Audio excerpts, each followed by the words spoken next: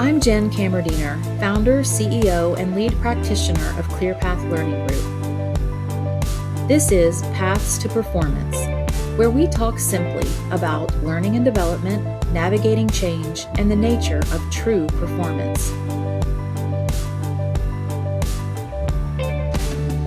Walk with us. On today's episode, Guy Wallace and I will be talking about the difference between learning and performance. Guy, I wanted to chat with you just a moment about the concept of learning versus performance. We talk about this a lot at ClearPath.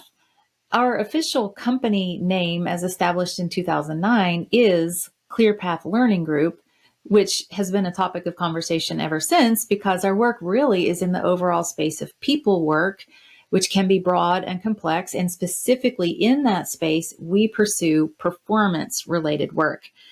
And so sometimes that results in learning, and sometimes our analysis points us in a different direction.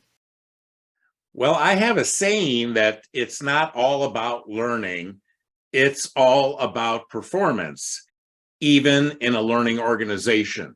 Now, the concept of a learning organization probably goes further back than Peter Senge's 1990 book, The Fifth Discipline, where he talked about a learning organization. And back in the 90s, all of my corporate clients changed the names of their functions from training and development to learning and development.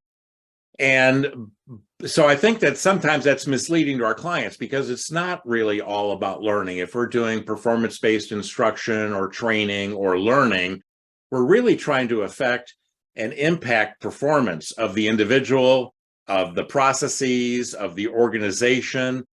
And so I think that too often we're misled about this. Now, one of the things that's also important about this performance orientation is that I believe it's our duty to help our clients avoid instruction or training or learning if it's not going to meet their needs. Now, if a client comes to you with a request and it's for new hires, that's to be expected. If they come to you with a request to solve a performance problem, that's to be suspected. Until we have data from an analysis effort, we don't know ourselves whether or not there is a training, instruction, or learning need, that there's a knowledge and skill deficit that may be causing the performance problem.